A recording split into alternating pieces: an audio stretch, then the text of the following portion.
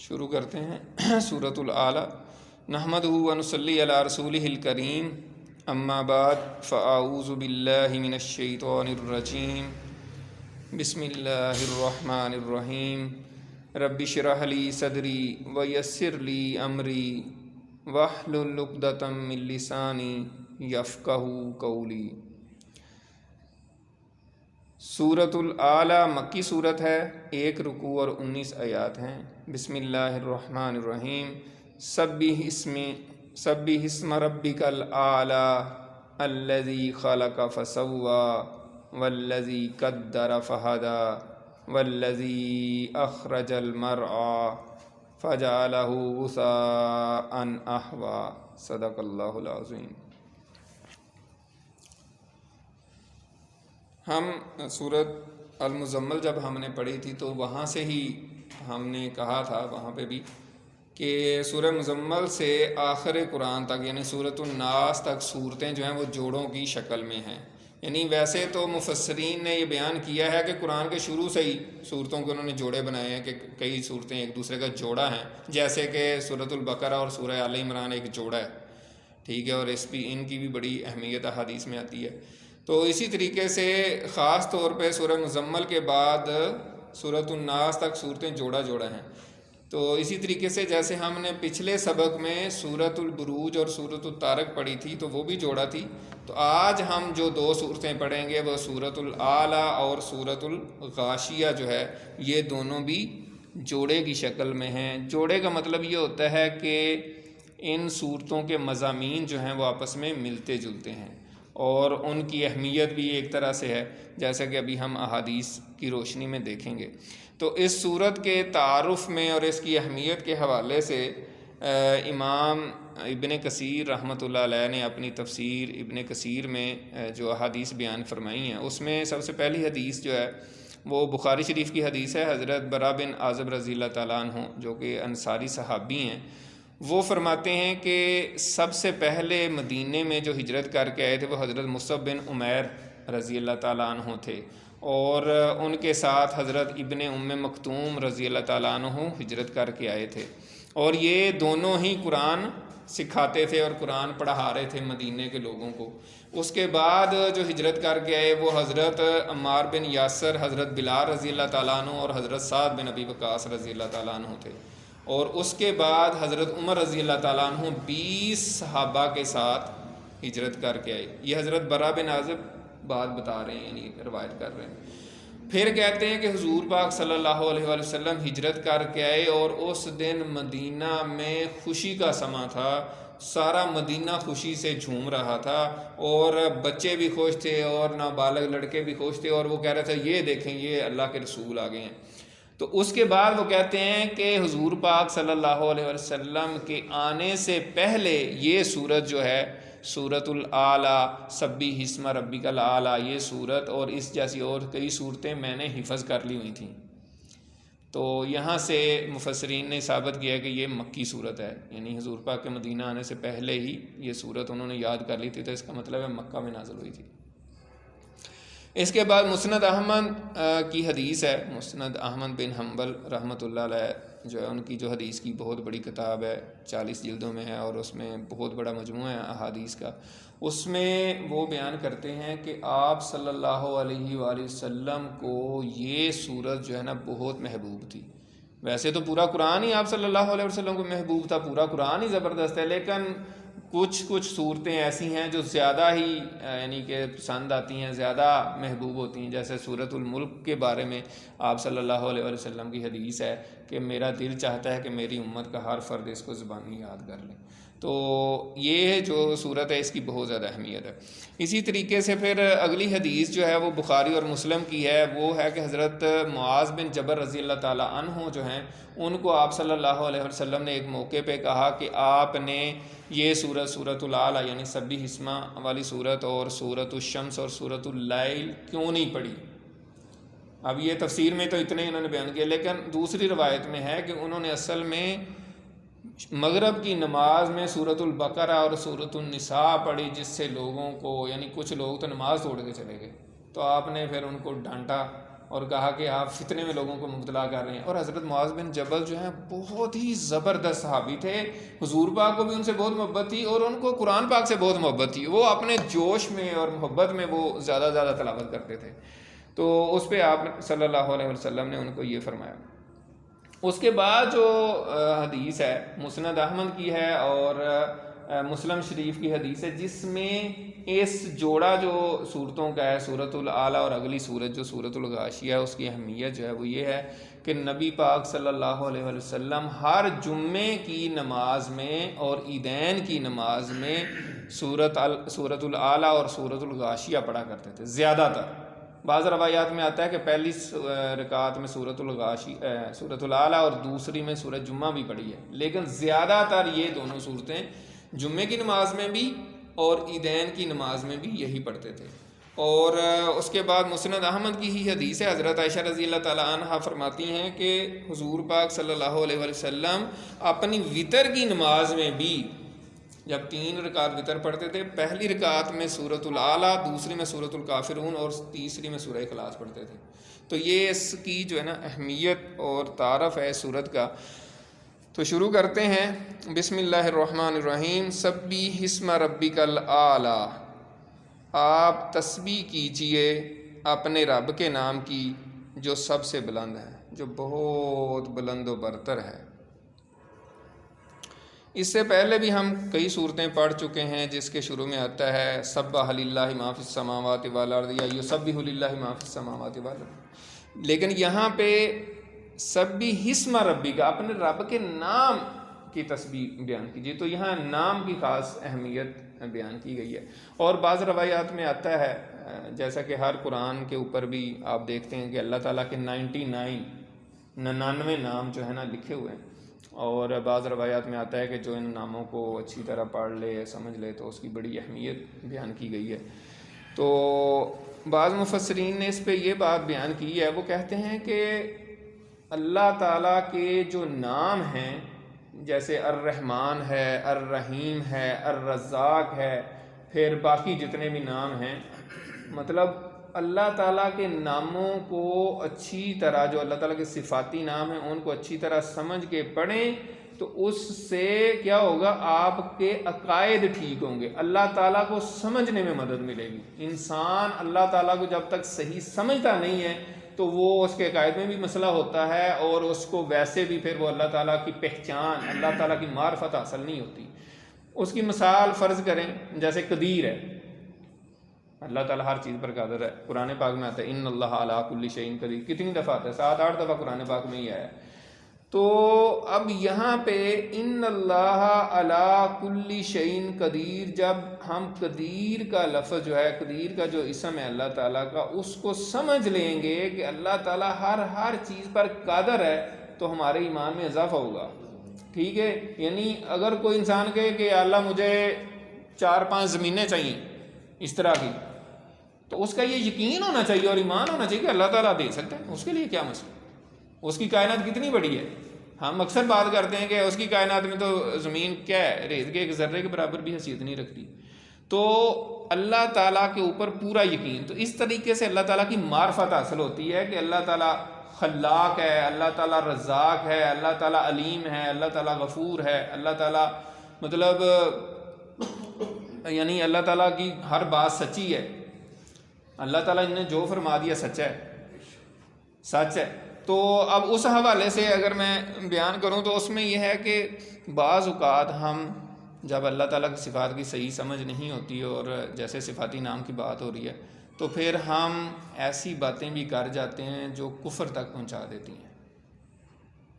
اور اس پہ جو ہے نا مولانا الیاس قادری صاحب نے جو دعوت اسلامی کے امیر ہیں، انہوں نے کتاب لکھی ہے. بائی چانس میری نظر سے گزری تو میں نے تھوڑا سا اس کو دیکھا، تو انہوں نے کتاب لکھی ہے کفریہ کلمات. کفریہ کلمات کے اوپر انہوں نے کتاب لکھی ہے کہ کون کون سی ایسی باتیں ہیں جو ہم کرتے ہیں تو جو کفری ہیں. تو انہوں نے ایک مثال کے طور میں بیان کرنے لگا ہوں. انہوں نے کہا کہ لوگ ایسے بے دھیانی میں کہہ دیتے ہیں کہ اللہ تعالیٰ نے سب کو بخش دینا جی، جو مرضی کوئی کر رہا ہے تو اللہ تعالیٰ نے، اللہ بڑا غفور الرحیم، اللہ نے سب کو بخش دینا. انہوں نے کہا یہ کفری کلمہ ہے. کیوں؟ کیونکہ اللہ تعالیٰ نے قرآن پاک میں سورۃ النساء میں 2 دفعہ فرمایا ہے کہ میں ہر بندے کو بخش دوں گا لیکن جو شرک کرے گا اس کو نہیں بخشوں گا. تو لوگ کہتے ہیں نہیں اللہ نے ہر ایک کو بخش دینا ہے، تو یعنی اللہ کی بات نہیں ہے، یعنی جو اللہ نے کہا ہے وہ ٹھیک نہیں ہے، جو بندہ کہہ رہا ہے وہ ٹھیک ہے. تو اس وجہ سے احتیاط کرنی چاہیے. اور اسی طریقے سے اللہ تعالیٰ کے ناموں کے متعلق رحمان، کسی کو رحمان کہنا یہ صحیح نہیں ہے، یہ اللہ تعالیٰ کا ذاتی نام ہے، احادیث میں منع کیا گیا ہے. تو اس حوالے سے بھی بہت زیادہ احتیاط کرنے کی ضرورت ہے.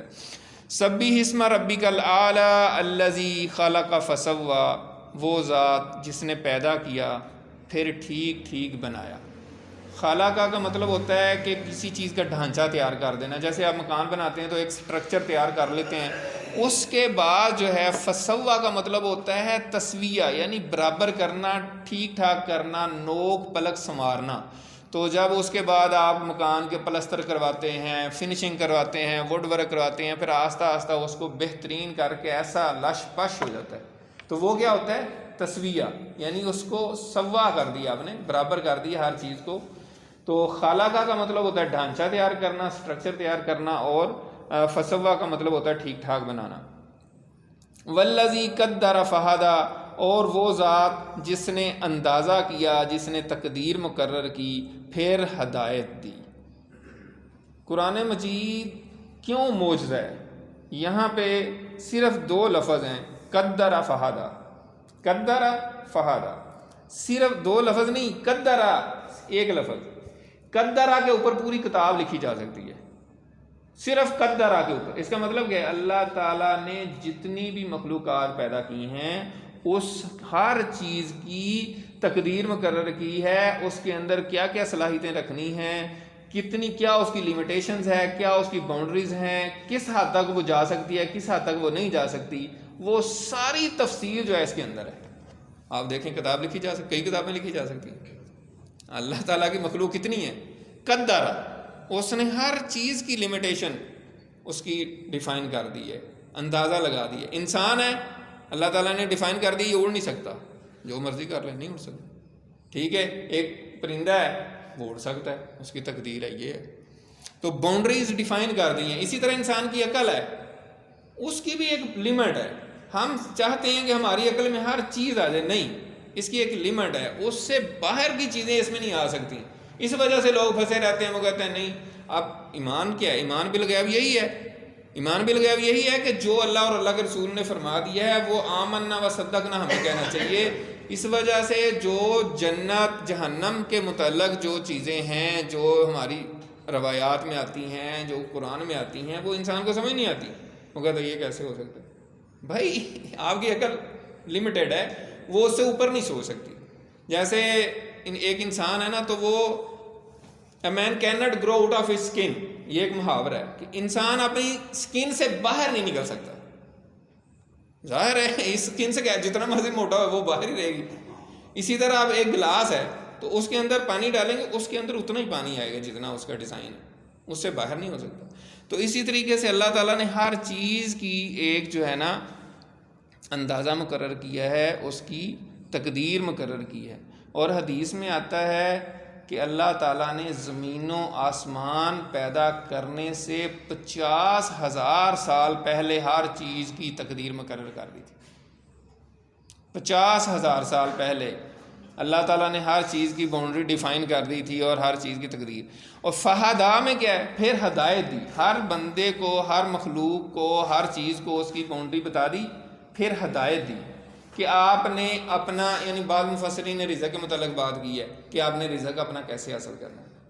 ٹھیک ہے، اور اس کو مفسرین کہتے ہیں جبلی ہدایت، یعنی بائی ڈیفالٹ جو اس کے اندر ہدایت موجود ہے. جیسے انسان کا بچہ ہے، وہ پیدا ہوتا ہی دودھ پینا شروع کر دیتا ہے، اس کو کوئی ٹرین تو نہیں کرتا. اسی طرح مرغی کا بچہ ہے، وہ نکلتا ہی انڈے سے تو وہ دانا چگنا شروع کر دیتا ہے. بھینس کا بچہ ہے، وہ ہم بھی بچپنے میں دیکھتے ہیں، آپ نے بھی دیکھا ہوگا، وہ فوراً اپنی یعنی کہ بھینس کی طرف بھاگتا ہے دودھ پینے کے لیے.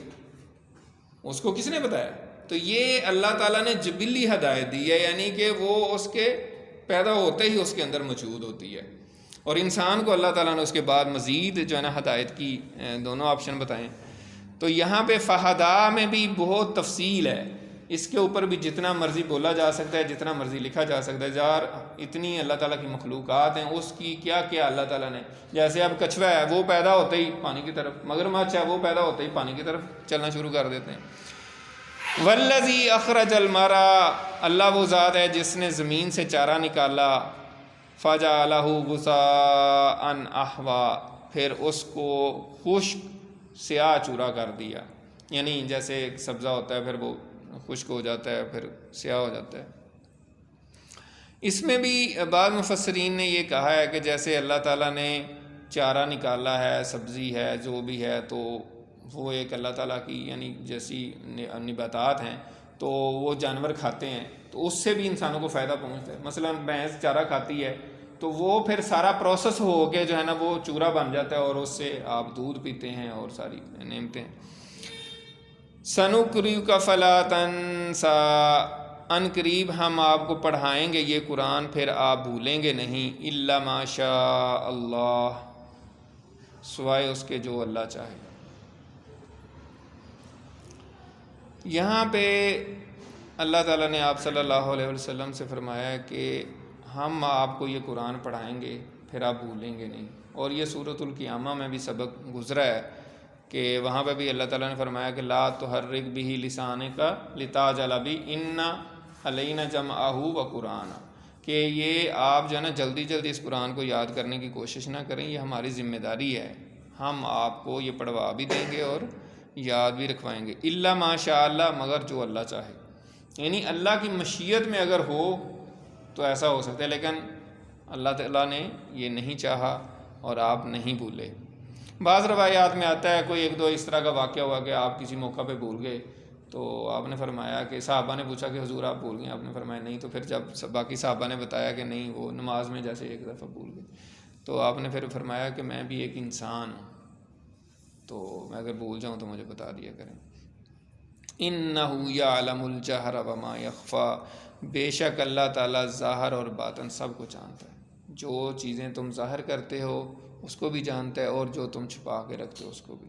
اللہ تعالیٰ دلوں کے بھید جانتا ہے، کس بندے کی کیا نیت ہے، کون بندہ کس نیت سے بیٹھا ہے، کون بندہ کس نیت سے کیا کام کر رہا ہے، اللہ تعالیٰ کو خوب معلوم ہے. اس وجہ سے ہمیں اپنی نیتوں کو ہمیشہ چیک کرتے رہنا چاہیے کہ ہم کوئی بھی کام کرنے سے پہلے یہ سوچیں کہ ہماری نیت کیا ہے. وَنُيَسِّرُكَ لِلْيُسْرَىٰ، اور ہم آپ کے لیے دین کا راستہ آسان کر دیں گے.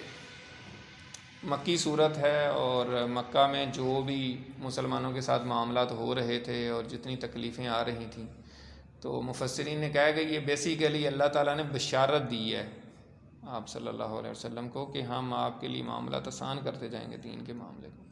اور ایسے ہی ہوا، اور یہی اللہ تعالیٰ کی ایک حکمت ہے اور اصول تدریج ہے کہ اللہ تعالیٰ گریجولی چیزوں کو کرتا ہے، اور آہستہ آہستہ پھر دین کے راستے آسان ہو گئے، جیسا کہ ہمیں پتہ ہے. فذکر، پس آپ نصیحت کیجئے، ان نفعت الذکریٰ، اگر نصیحت نفع دے. اس پہ مفسرین کے دو قول ہیں. کچھ مفسرین کہتے ہیں کہ نصیحت کرنی ہے، خواہ کسی کو نفع ہو نہ ہو، آپ اپنا کام کرتے رہیں، نصیحت کرتے رہیں.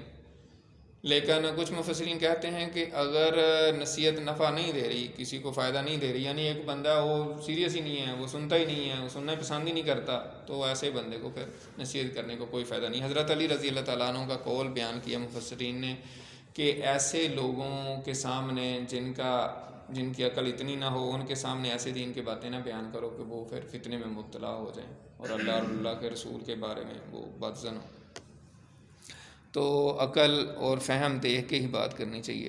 اور دوسرا یہ ہے کہ نہیں، آپ نصیحت کریں، اور اس کی جو ایکسپلینیشن ہے وہ اگلی آیت میں ہے.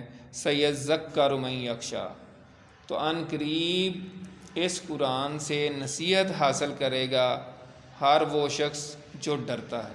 جس انسان کے دل میں اللہ کا ڈر ہوگا وہ اس قرآن سے نصیحت ضرور حاصل کرے. جس کو مرنا یاد ہے، جس کو یہ فکر ہے کہ میں نے اللہ کے حضور پیش ہونا ہے اور اللہ کو میں نے جواب دینا ہے، تو وہ ضرور اس سے ڈرے گا اور نصیحت حاصل کرے گا۔ وَيَتَجَنَّبُهَا الْأَشْقَى، اور دور رہے گا اس سے بدبخت شخص۔ جو بدبخت ہے، جو بد قسمت ہے، وہ اس قرآن سے دور رہے گا، وہ اس کو اگنور کرے گا، وہ اس سے لاپرواہی برتے گا۔ الَّذِي يَصْلَى النَّارَ الْكُبْرَى، وہ جو بہت بڑی آگ میں داخل ہوگا۔ ثُمَّ لَا يَمُوتُ فِيهَا وَلَا يَحْيَا، پھر وہ نہ اس میں مرے گا نہ جیے گا۔ یعنی مفسرین نے بیان کیا ہے کہ حالت نزع میں جس طرح بندہ ہوتا ہے ویسے ہوگا، اور احادیث میں آتا ہے کہ قیامت کے روز، یعنی جب جنتی جنت میں اور جہنمی جہنم میں چلے جائیں گے، تو موت کو ایک مینڈے کی شکل میں لا کے ان سب کو بلایا جائے گا، سارے اکٹھے ہو جائیں گے تو اس کو ذبح کر دیا جائے گا۔ تو جنتی خوش ہوں گے کہ اب ہم نے ہمیشہ ہمیشہ جنت میں رہنا، اور دوست کی جو ہیں وہ روئیں گے پیٹیں گے کہ اب ہمیں موت ہی نہیں آنی، اور عذاب مسلسل ہوتا رہے گا۔ یعنی جیسے وہ کسی شاعر نے کہا نا کہ اب تو گھبرا کے یہ کہتے ہیں کہ مر جائیں گے، مر کے بھی چین نہ پایا تو کدھر جائیں گے، تو اب وہ ان کے پاس مرنے کا بھی آپشن نہیں ہوگا، مسلسل عذاب ہوگا۔ قد افلح من تزکا، اب یہ جو کافر اور بدبخت لوگوں کے بعد نیک بختوں کی بات ہو رہی ہے کہ جو اللہ تعالیٰ کے نیک بندے ہیں وہ کیا ہوں گے۔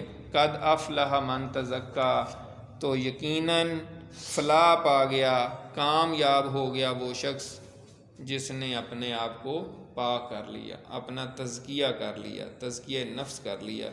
جیسا کہ آپ صلی اللہ علیہ وسلم کے بارے میں قرآن پاک میں بار بار آتا ہے کہ آپ کی جو فرائض تھے وہ 4 تھے، تلاوت قرآن اور تزکیہ اور کتاب اور حکمت کی تعلیم۔ تو یہاں پہ تزکیہ کی بات ہو رہی ہے کہ اپنا تزکیہ جس نے کر لیا وہ کامیاب ہو گیا۔ تزکیہ کیسے ہوگا؟ وَذَكَرَ اسْمَ رَبِّهِ فَصَلَّى، جس نے اللہ کا ذکر کیا، اللہ کو یاد کیا اور نماز پڑھی۔ تو جو بندہ 5 وقت نماز پڑھے گا، اللہ کی یاد میں رہے گا، اللہ کا ذکر کرے گا، تو اس کا تزکیہ ہوگا، اور نیک صحبت اختیار کرے گا، نیک لوگوں کے ساتھ رہے گا۔ جیسا کہ قرآن پاک میں بھی آتا ہے وَكُونُوا مَعَ الصَّادِقِينَ، سچے لوگوں کے ساتھ رہو۔ اور صحبت کا اثر جو ہے وہ بہت مشہور ہے، انگلش کا محاورہ اتنا مشہور ہے کہ a man is known by the company he keeps. تو یعنی جس طریقے کے لوگوں، جس طرح کے لوگوں کے ساتھ آپ رہیں گے ان کا آپ کے اوپر اثرات مرتب ہوتے رہیں گے۔ اور جو اپنا تزکیہ چاہتا ہے وہ نیک لوگوں کی معیت اختیار کرے، ان کے ساتھ رہے، ان کے ساتھ اٹھنا بیٹھنا رکھے۔ جب ہر وقت نیکی کی باتیں ہوں گی، ہر وقت اخلاص کی باتیں ہوں گی، اللہ تعالیٰ کی یاد کی باتیں ہوں گی، تو ظاہر سی بات ہے اس کا بھی ایک تزکیہ ہوتا رہے گا۔ اور یہ تزکیہ ایسی چیز نہیں ہے کہ ایک دفعہ ہو گیا تو بس، جیسے آپ گھر کو صاف کرتے ہیں تو یہ تو نہیں کہ ایک دن صاف کر لیں تو پھر بعد میں کہیں جی بس صاف کر لیا ہے، وہ تو 2 دن نہیں کریں گے تو پھر گند پڑ جائے گا۔ تو تزکیہ جو ہے دل کی صفائی کو کہتے ہیں، اور دل کی صفائی روز کرنا ضروری ہے۔ ہر روز چیک کرنا چاہیے کہ یار میرے اندر غیبت، میرے اندر حسد، کینہ، بغض، بد نظری، مطلب اس طرح کی کوئی چیز تو نہیں آ گئی، بدنیتی تو نہیں آ گئی۔ جس طریقے سے نیت کے بارے میں کہا جاتا ہے کہ نیت کو ہر وقت چیک کرنا چاہیے۔ کسی بھی کام میں شروع میں اگر آپ کی نیت ٹھیک ہے تو ضروری نہیں ہے کہ وہ اینڈ تک ٹھیک رہے گی۔ کوئی بھی آپ کام کرتے ہیں، کوئی بھی پروجیکٹ کرتے ہیں، شروع میں آپ کی نیت ٹھیک تھی، آپ نے کہا میں اچھی نیت سے یہ کام کر رہا ہوں، تو بھائی اس کو ہر وقت چیک کرنا ہے، ہر روز چیک کرنا ہے کہ آج میری نیت کیا ہے۔ نیت تو چینج بھی ہو سکتی ہے شروع میں، جیسے ہمارے ٹیچر جو ہے نا انہوں نے ہمیں کلاس میں کہا، انہوں نے کہا کہ ابھی تو آپ آئے ہیں، ٹھیک ہے، آپ قرآن اکیڈمی میں 2 سالہ کورس کرنے آئے ہیں۔ ہم جب کلاس پڑھ رہے تھے تو ایڈوانس جو ہمارا سال تھا، ایڈوانس کورس تھا، اس میں انہوں نے یہ بات کی، ریاض الصالحین ہم پڑھ رہے تھے، حدیث کی کتاب جو ہم پڑھتے ہیں شروع میں، تو انہوں نے کہا کہ اب آپ کی تو یہ نیت ہے کہ بھائی ہم اللہ کا دین پڑھیں گے، اللہ کا دین سیکھیں گے اور اللہ کے دین کی فروغ کے لیے کام کریں گے، تبلیغ کے لیے۔ تو اب شروع میں تو یہی نیت ہے سب کی، عام طور پہ یہی ہوتی ہے، لیکن تھوڑے دن ہوں گے، پیپر ہوں گے، آپ کے نمبر آئیں گے، یا وہ کہے گا یار میں نے فرسٹ آنا ہے، وہ فرسٹ کیوں آ گیا، اس طرح، تو پھر کہیں آپ کی نیت بدل نہ جائے کہ یار اب فرسٹ آنا نیت ہو، یا دوسرے کو نیچے گرانا، دوسروں کے اوپر اپنی علمیت کا روب ڈالنا کہ یار میں تو بڑا، دیکھیں میں تو بڑا وہ ہوں، اسکالر ہوں، اور دیکھیں اس کو تو کچھ آتا ہی نہیں ہے۔ اگر یہ ہوگی نیت تو پھر گئے۔ اس لیے نیت کو ہر روز چیک کرنا چاہیے، تو ہر معاملے میں اسی وجہ سے آپ صلی اللہ علیہ وسلم کی جو مشہور حدیث ہے، اور امام بخاری رحمۃ اللہ علیہ اپنی صحیح بخاری میں پہلی حدیث لے کر آئے ہیں نا کہ انما الاعمال بالنیات، کہ نیتوں، اعمال کا دارومدار نیتوں پر ہے کہ نیت آپ کی کیا ہے۔ وَذَكَرَ اسْمَ رَبِّهِ فَصَلَّى بَلْ تُؤْثِرُونَ الْحَيَاةَ الدُّنْيَا، بلکہ تم تو دنیا کو ترجیح دیتے ہو۔ بڑی اہم آیت ہے، بہت ہلا دینے والی آیت ہے کہ اللہ تعالیٰ فرما رہے ہیں کہ وہ شخص کامیاب ہو گیا جس نے اپنے آپ کو پاک کر لیا، جو اللہ کا ذکر کرتا ہے، نماز پڑھتا ہے، لیکن کیا آگے کیا فرمایا؟ بلکہ تم دنیا کو ترجیح دیتے ہو، تمہاری پریفرنس دنیا ہے، تمہاری ٹاپ پریارٹی کیا ہے؟ دنیا۔ اور اس پہ جو آپ صلی اللہ علیہ وسلم کی احادیث ہیں وہ بہت ہی زبردست ہیں۔ آپ صلی اللہ علیہ وسلم کی حدیث ہے، مسند احمد کی حدیث ہے، یہ صحیح ستہ میں مجھے نہیں نظر آئی۔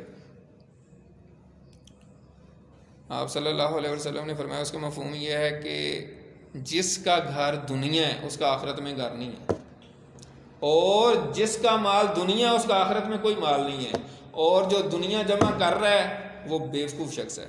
یہ مسند احمد کی حدیث ہے، تفسیر ابن کثیر میں امام ابن کثیر نے بیان کیا، اگر کسی نے خود پڑھنی ہو تو وہ جا کے خود بھی پڑھ سکتا ہے۔ اس کے بعد دوسری حدیث جو ہے وہ یہ ہے کہ وہ بھی مسند احمد کی حدیث ہے، وہ یہ ہے کہ آپ صلی اللہ علیہ وسلم نے فرمایا، اس کا مفہوم یہ ہے کہ جس نے دنیا کو ترجیح دی اس نے آخرت کا نقصان کیا، اور جس نے آخرت کو ترجیح دی اس نے اپنی دنیا کا نقصان کیا۔ ایسا نہیں ہو سکتا کہ آپ دونوں طرف ہی بہت ہو جائیں۔ یہ حدیث میں نے نہیں پہلے پڑھی تھی، یہ میں نے ابھی پڑھی ہے، مجھے اس کی اب سمجھ آئی۔ پہلے میں سمجھ رہا تھا نہیں دنیا میں بھی کامیاب ہو سکتا ہے بندہ اور آخرت میں بھی، لیکن یہ پڑھ کے نا میرے، اور اگر اسی حدیث کا اگلا پارٹ ہے، آپ نے فرمایا، حکم دیا ہے کہ تم باقی رہنے والی کو فانی پہ ترجیح دو، حکم دیا ہے، اپنی پریارٹی سیٹ کرو، اپنی پریارٹی کو آخرت جو ہے نا اس کو ٹاپ پریارٹی بناؤ، اللہ اور اللہ کے رسول کو ٹاپ پریارٹی بناؤ، نہ کہ دنیا کو۔ دنیا جمع کرنے والا اللہ تعالیٰ کے محبوب صلی اللہ علیہ وسلم کی نظر میں بیوقوف ہے، اور آپ صلی اللہ علیہ وسلم سے بڑھ کر دنیا میں آج تک کوئی دانشور پیدا نہیں ہوا، اور نہ قیامت تک پیدا ہونا ہے، اور دنیا میں آج تک آپ صلی اللہ علیہ وسلم سے بڑھ کر نہ کوئی سچا پیدا ہوا ہے اور نہ پیدا ہونا ہے، اور دنیا میں آج تک کوئی ایسا شخص نہیں پیدا ہوا کہ جس کے دشمن بھی اس کو سچا سمجھے۔ تو یہ حضور پاک نے فرمایا، اور ہمارا مسلمانوں کا، اسلام کا اس وقت جو حال ہوا ہے وہ یہی ہے، ہم نے دنیا کو پریارٹی دی ہوئی ہے۔ اگر ہم دین کو پریارٹی دیں تو ہماری امت اوپر اٹھ سکتی ہے۔ ہم ذلیل و خوار اسی وجہ سے ہیں کہ ہم نے دنیا کو پریارٹی دی ہوئی ہے۔ ٹاپ پریارٹی جب ہماری دنیا ہوگی تو ہم ذلیل و خوار ہوں گے، جیسے کہ ہو رہے ہیں۔ امت مسلمہ کی ترقی، امت مسلمہ تبھی عروج پہ جا سکتی ہے جب ہماری ٹاپ پریارٹی جو ہے وہ آخرت ہو، جب ہمیں فکر ہو کہ اللہ کے حضور پیش ہونا ہے، ہم اپنا مناسب انداز میں دنیا استعمال کریں، یہ نہیں ہے۔ لیکن حضور پاک نے کیا فرمایا؟ جس نے دنیا جمع کی، جو جمع کرنے میں لگا، یہ نہیں کہا کہ دنیا کو استعمال نہ کریں۔ آپ اچھی گاڑی رکھ سکتے ہیں، آپ بچوں کو اچھے اسکول میں پڑھا سکتے ہیں، ضروری اچھا گھر بنا سکتے ہیں، لیکن جمع نہ کرتے رہیں۔ بس آپ کی بنیادی ضرورت پوری ہو جائے، پھر باقی دین پہ لگائیں۔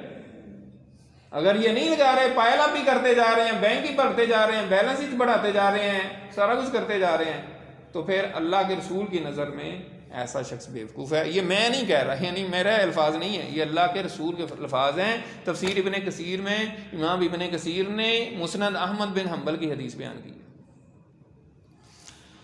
بل تؤثرون الحیات الدنیا، بلکہ تم دنیا کی زندگی کو ترجیح دیتے ہو، والآخرۃ خیر وابقیٰ۔ اب دیکھیں اللہ بھی فرما رہا ہے کہ بلکہ آخرت ہی بہتر اور باقی رہنے والی ہے۔ حدیث میں آتا ہے، صحیح حدیث ہے، کہ دنیا جو ہے آخرت کے مقابلے میں ایسی ہے جیسے کوئی بندہ سمندر میں انگلی ڈبوئے اور اس میں سے انگلی نکال لے، تو جتنا سمندر کو فرق پڑا ہے نا، اتنی ہی دنیا کی حیثیت آخرت کے مقابلے میں۔ تو کیا حیثیت ہے پھر؟ سمندر کسی نے دیکھا ہے؟ جا کے دیکھیں سمندر۔ آپ تو یہاں کسی جوہڑ کے پاس ہی چلے جائیں، انگلی ڈبو کے دیکھیں گے تو آپ کہیں گے یار یہ کیا سمندر، وہاں سے انگلی ڈبول کے نکالنے سے کیا نکلائے گا؟ تو اسی لیے ہم اکثر کہتے ہیں نا کہ دنیا کی زندگی 63 سال کی زندگی ہے، اور قیامت کی زندگی سمجھانے کے لیے میں بیان کرتا ہوں نا کہ لاکھوں کروڑوں اربوں خربوں سال کی زندگی ہے اور ہمیشہ کی زندگی ہے. یعنی ایک طرف ایک خرب سال زندگی اور ایک طرف 63 سال 100 سال لگا لیں، کتنا کیا ہے، زمین آسمان کا فرق ہے. ان ھذا لفی الصحف الاولی، بلا شبہ یہ باتیں جو ابھی ہم کر رہے ہیں یہ پہلے صحیفوں میں بھی آئی ہیں. صحف ابراہیم و موسیٰ، یعنی ابراہیم اور موسیٰ کے صحیفوں میں بھی، اور اس کے علاوہ بھی، یعنی یہاں صرف حضرت موسیٰ اور حضرت ابراہیم کی بات ہو رہی ہے. دین کی باتیں حضرت آدم علیہ السلام سے لے کر آپ صلی اللہ علیہ وآلہ وسلم تک وہی ہیں. دین حضرت آدم سے آپ صلی اللہ علیہ وسلم تک ایک ہی ہے. دین توحید، رسالت اور آخرت کا نام ہے. بار بار یہ ہم بات کرتے ہیں کہ اللہ کو وحدہ لا شریک مانو، اور اللہ کے رسولوں کو مانو، اور وقت کے رسول کو مانو، اور آخرت کی تیاری کرو. اللہ کے حضور پیش ہونا ہے، اللہ کو جواب دے ہونا ہے. یہ دین کا خلاصہ ہے.